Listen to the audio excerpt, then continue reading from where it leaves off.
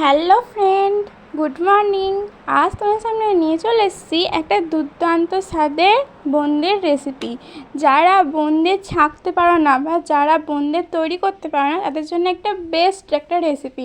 খুব সহজেই আর খুব তাড়াতাড়ি তোমরা বোঁদে বানাতে পারবে আর ঝটপট কিন্তু খেয়ে নিতে পারবে। পুরো দোকানে কেনার মতন বোঁদে হয়েছে। তো দেখো, আমি এরকম দুটো প্যাকেট এনেছিলাম। হ্যাঁ, এটা মনে হয় 250 গ্রাম করেই আছে। এটা আমার দাম নিয়েছিল 20 টাকা করে। তো দেখো, আমার এই দুটো প্যাকেটের বোঁদেটা আমার কতটা যে বোঁদে হবে সেটা ধারণার বাইরে। হ্যাঁ, তোমরা ঠিকই শুনছো, আমি কিন্তু একটুও বানিয়ে বলছি না। তো দেখো, আমাদের ঘরে কিছু গেস্ট এসেছিলো, তারা অনেক মিষ্টি এনেছিল। তো তার জন্য আমার কিছু মিষ্টির রসটা বেঁচে গেছিলো। সেই আমি মিষ্টির রসটা দিয়ে আমি আজকে বোঁদেটা তৈরি করছি।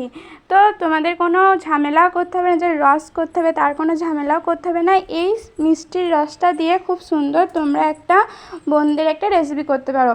তো আমি দেখো মিষ্টির রসটা ঢেলে নিয়েছি।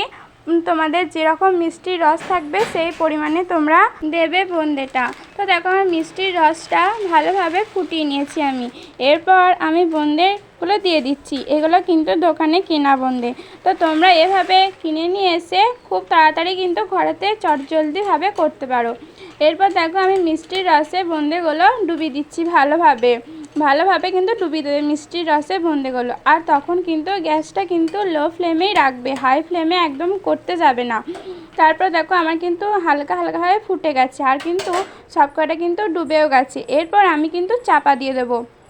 তোমরা এভাবে করো, তো তোমাদের দেখবে এবার কেনা বোঁদের মতন হবে আর পুরোটাভাবে মিষ্টির রস ঢুকবে। আর যারা করতে পারো না তাদের জন্য তো একটা পারফেক্ট একটা রেসিপি, দারুণ সহজ আর চটজলদিভাবে একবারে পুরো কেনা বোঁদের মতন হয়ে যাবে। তোমরা খেয়ে দেখবে, শুধু এত সুন্দর হয়েছিল না কি বলবো।